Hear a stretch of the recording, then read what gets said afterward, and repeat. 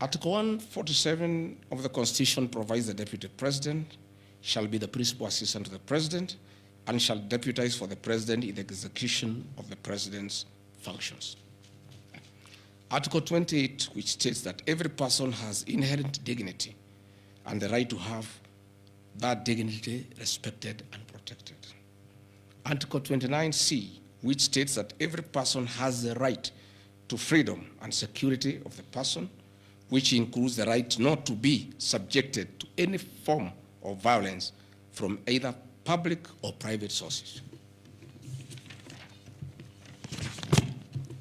Section 152G1 of the Land Act, which states that notwithstanding any provisions to the contrary in this act or in any other written law, all eviction shall be carried out in strict accordance with the following procedures. A, be preceded by proper identification of those taking part in the eviction or demolitions.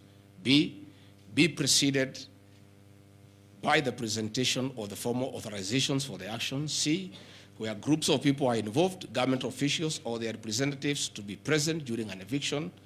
D, to be carried out in a manner which respects the dignity, right to life and security of those affected. Include special measures to ensure effective protection to groups and people who are vulnerable, such as women, children and elderly, and persons with disabilities. F, include special measures to ensure that there is no arbitrary deprivation of property or possessions as a result of the eviction. G, include mechanisms to protect property and possessions left behind involuntarily from destruction. H, respect the principles of necessity and proportionality during the use of force and give the affected person the first priority to demolish and salvage their property.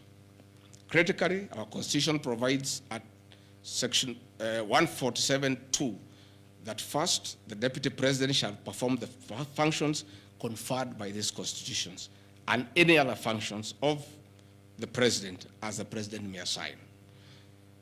Pursuant to Article 3 of the Constitution, I, as well as every citizen of Kenya and state of public officers, have the obligation to respect, uphold, and defend the Constitution in performing any of my functions.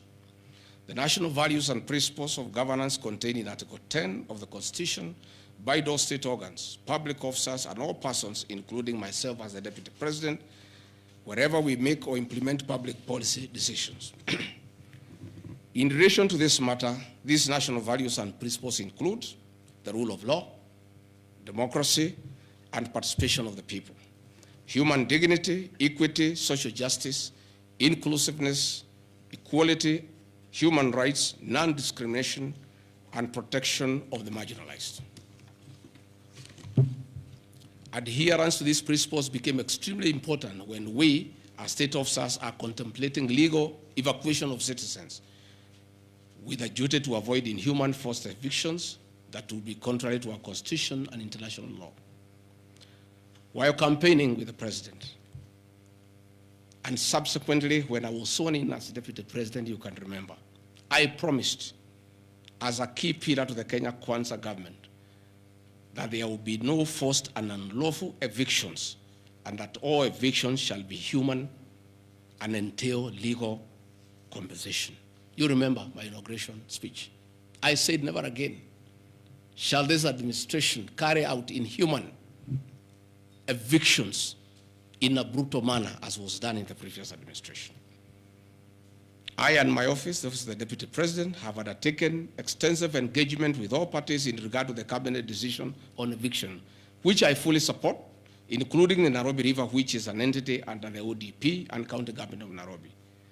Adherence to these principles become extremely important when we as state officers are contemplating legal evacuation of citizens with a duty to avoid inhuman forced evictions that would be contrary to our Constitution and international law.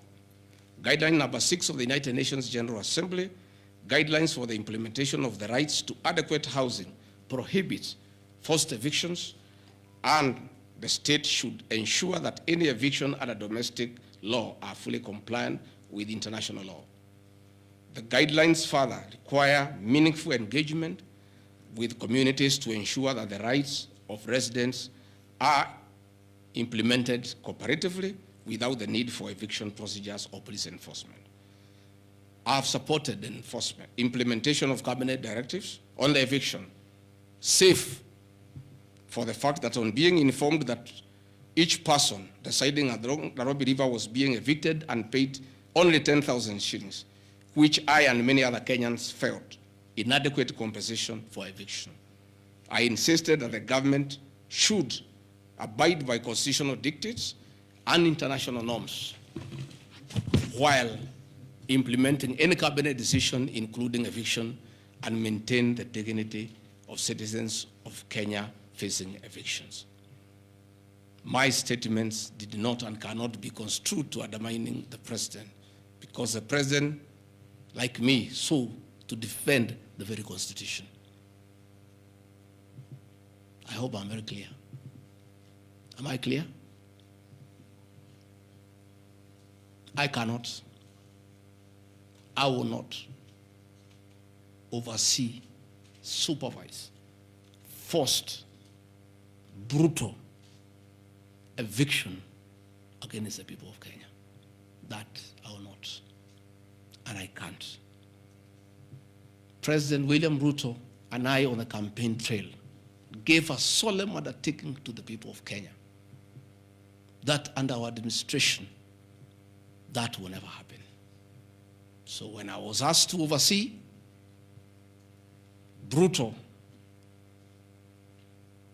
inhuman eviction against innocent people without notice, without compensation, without due regard to what the Constitution says, I found it very, very difficult.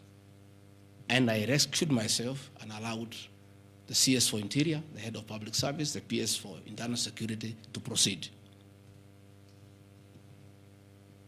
If that is the reason